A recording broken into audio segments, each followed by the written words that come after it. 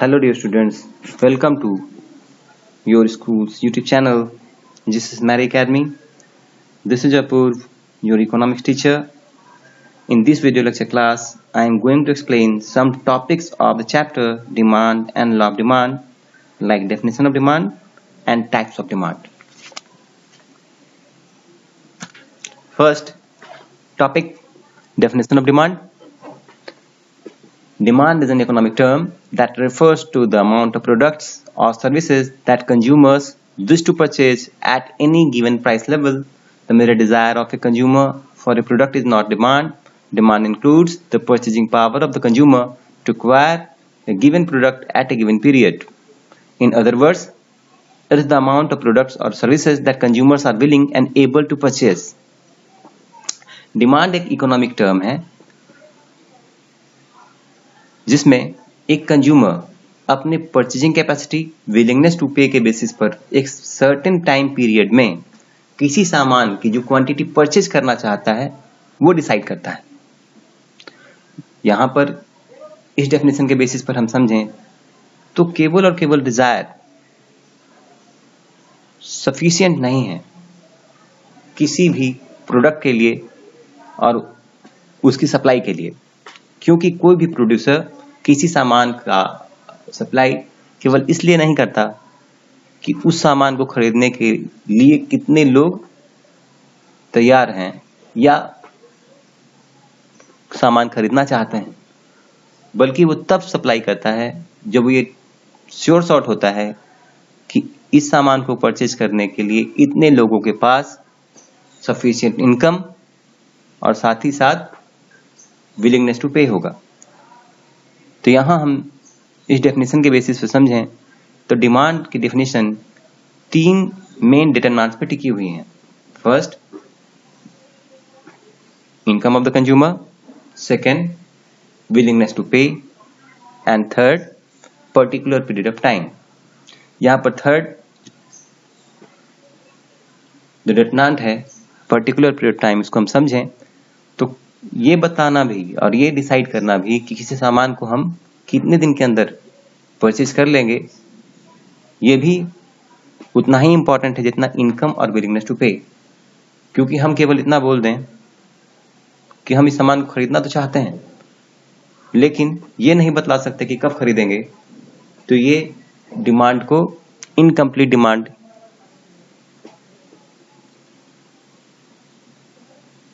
बना देगा।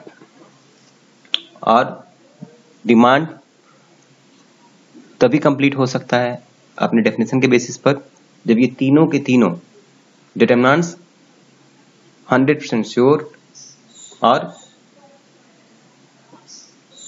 कंप्लीट हो। Types of demand, individual demand, second market demand, third x and demand, fourth ex post demand, fifth joint demand, sixth derived demand and seventh composite demand. Individual demand. Individual demand refers to the demand for a goods or a service by an individual or a household. Individual demand comes from the interaction of an individual's desire with the quantities of goods and services that he or she is able to afford. Individual demand की definition ये बतलाता है कि एक individual house hold या एक individual consumer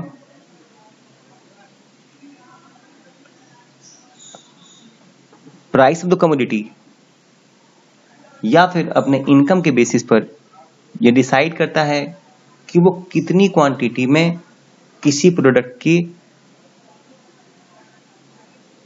demand करेगा। क्योंकि यहां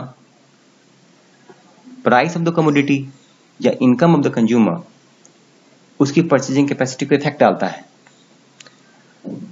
किसी सामान की इंक्रीज प्राइस उसकी परचेजिंग कैपेसिटी को नेगेटिवली इफेक्ट करता है और इस कारण से वो पहले के मुकाबले में कम क्वांटिटी परचेज करता है।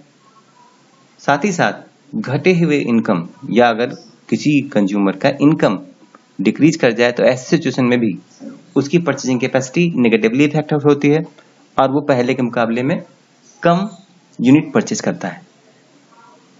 और इसके अपोजिट घटा हुआ प्राइस किसी प्रोडक्ट का एक कंज्यूमर की डिमांड को इंक्रीज कर देता है क्योंकि इसकी परचेजिंग कैपेसिटी बढ़ जाती है।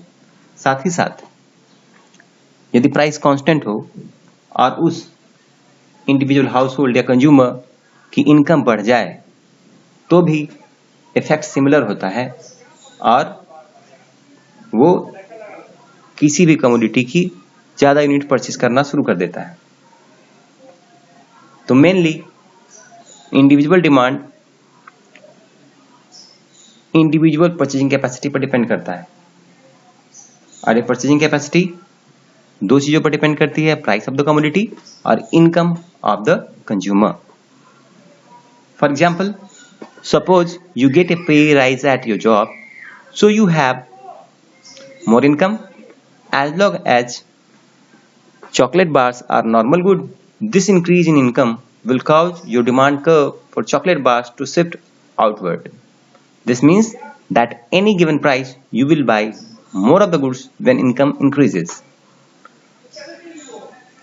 इस एग्जाम्पल के जरिए समझें तो यदि किसी कंज्यूमर की इनकम बढ़ जाए, उसकी सैलरी में इंक्रीमेंट हो, तो चॉकलेट बार जैसे नॉर्मल गुड्स को पहले के मुकाबले में ज्यादा क्वांटिटी में परचेज करना शुरू कर देता है क्योंकि उसकी बढ़ी हुई इनकम उसकी परचेजिंग कैपेसिटी को बढ़ा देता है और वो पहले के मुकाबले में ज्यादा यूनिट परचेज करना शुरू कर देता है।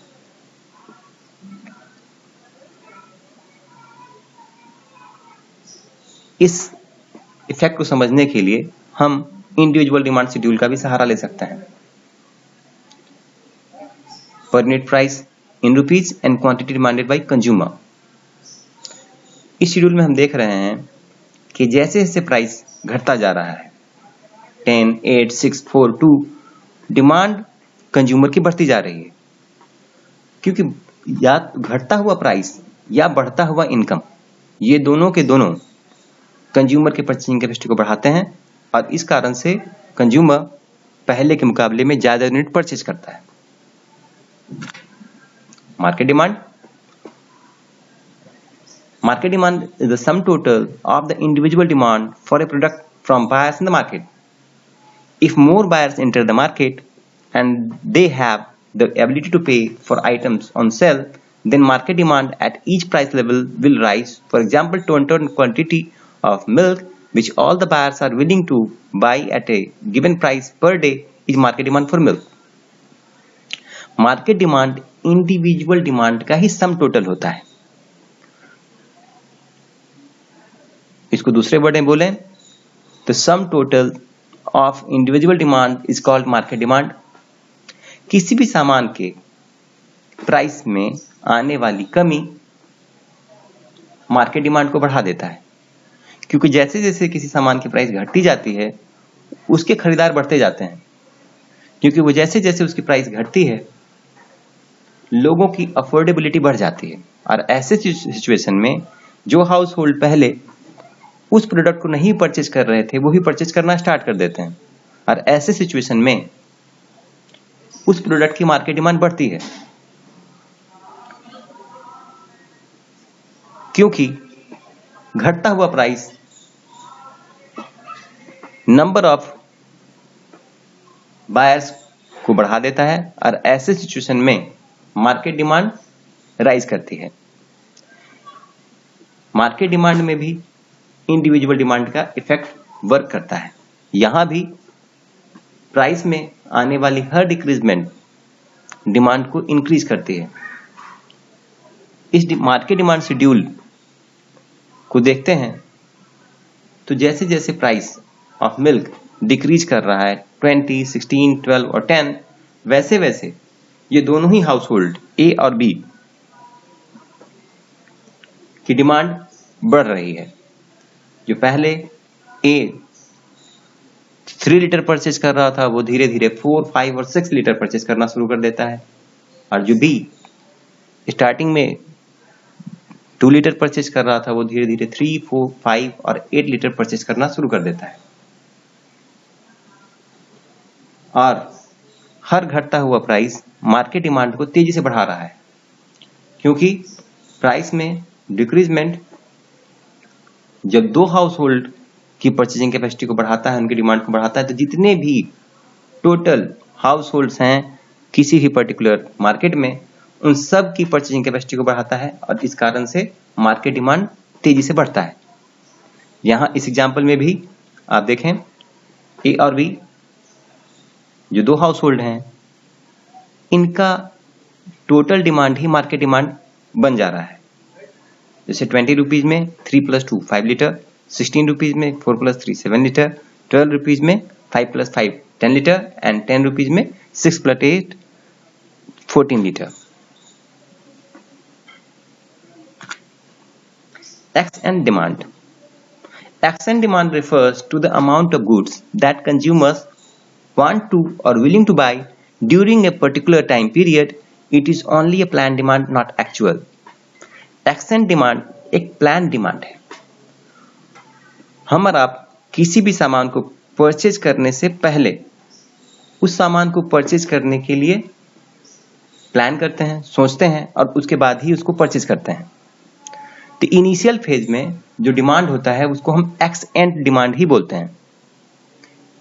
ये केवल एक प्लान है जिसको हम एग्जीक्यूट करना चाहते हैं। एग्जीक्यूट कर पाएंगे या नहीं ये फ्यूचर में डिसाइड होता है, क्योंकि घटी हुई इनकम या बढ़ता हुआ प्राइस ये दोनों ही हमारे डिमांड को नेगेटिवली इफेक्ट कर सकते हैं, और बढ़ता हुआ इनकम या घटा हुआ प्राइस हमारी डिमांड को पॉजिटिवली इफेक्ट करता है और उसको बढ़ा भी सकता है। Ex post demand refers to the amount of the goods that the consumers actually purchase during a specific period. Ex-post demand x and demand का ही नेक्स्ट स्टेप है, या फिर दूसरे वर्ड में बोलें तो ये प्लान्ड डिमांड का ही एग्जीक्यूशन है। इस फेज में, डिमांड के इस फेज में हम जो हमने प्लान किया था उसको एग्जीक्यूट करते हैं, और इसी कारण से एक्सपोस्ट डिमांड ही एक एक्चुअल डिमांड है, जो एक particular period time, normally 1 financial year is a specific period, इस पीरियड में जो टोटल पूरी कंट्री में अलग अलग हाउस होल्ड सामान परचेज कर लेते हैं, उसकी पेमेंट कर देते हैं, वही एक्सपोस्ट डिमांड कहलाता है। और एक्स एंड डिमांड और एक्सपोस्ट डिमांड, इन्हीं दोनों के बेसिस पर हम ये पता लगा पाते हैं कि हमारी इकोनॉमी प्रॉपर वर्क कर पा रही है या नहीं। एक्स एंड डिमांड और एक्सपोस्ट डिमांड के बीच आने वाले हर डिफरेंस इकोनॉमी में प्रॉब्लम क्रिएट करती है।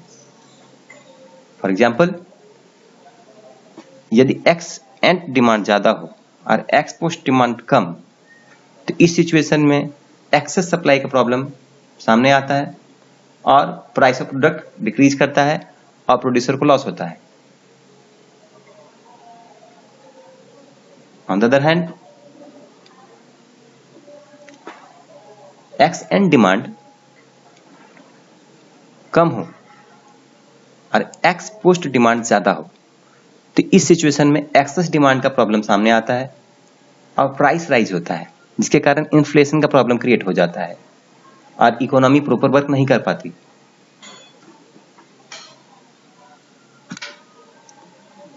Joint demand refers to the demand for 2 or more goods which are used jointly or demanded together.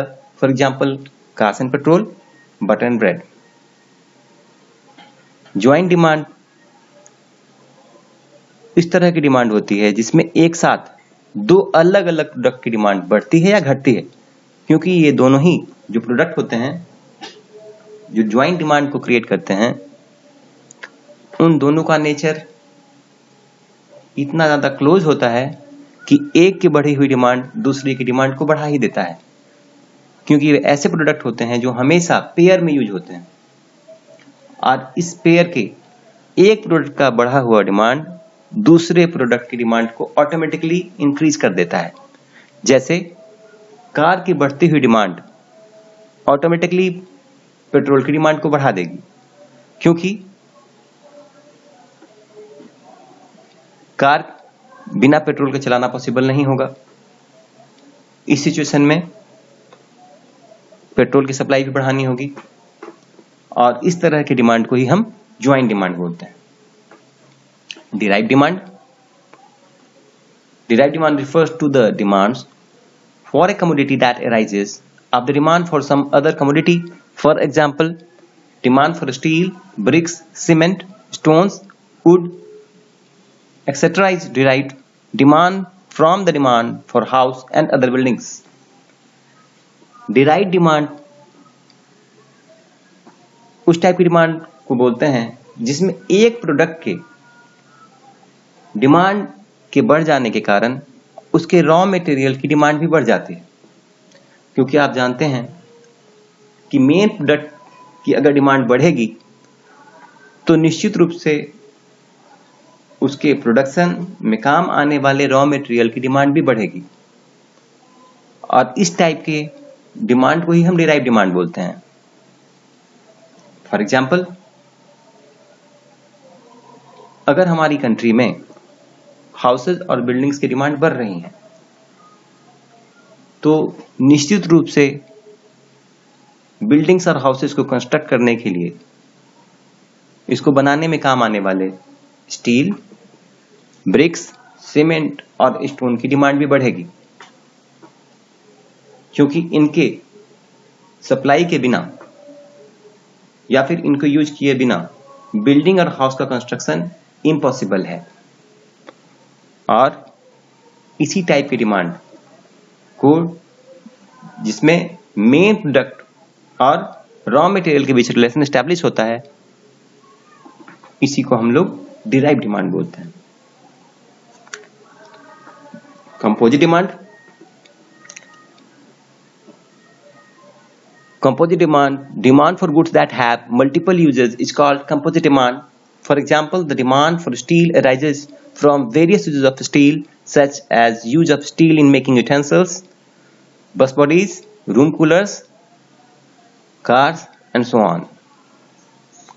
Composite demand में उस टाइप के प्रोडक्ट जिनका मल्टीपल यूजेज होता है उनके डिमांड के बारे में ही हम स्टडी करते हैं। हम और आप जानते हैं कि यदि कोई प्रोडक्ट की प्राइस घटती है और अगर वो मल्टीपल यूज में काम आने वाला है तो उसकी यूज बढ़ जाती है और कम प्रोडक्टिव यूज में भी उसका इस्तेमाल बढ़ जाता है। जबकि अगर उसका प्राइस बढ़ जाए तो वो केवल मेन एक्टिविटीज में ही उसका यूज होता है, जहां उससे उसकी कॉस्ट रिकवर हो सके। एक एग्जांपल में स्टील का इस्तेमाल हम यूटेंसिल्स, बस बॉडी, रूम कूलर, कार सभी को बनाने में इस्तेमाल कर सकते हैं। लेकिन यदि स्टील काफ़ी महंगी हो जाए तो फिर हम इसके लिमिटेड यूज ही कर पाते हैं। बहुत सारे ऐसे यूजेज जो उसके सस्ते होने पर हो पा रहे थे वो उसके महंगे हो जाने पर पॉसिबल नहीं रहता। और इस टाइप की डिमांड जिसमें प्रोडक्ट मल्टीपल यूज में आता है काम, उसी को हम लोग कंपोजिट डिमांड बोलते हैं।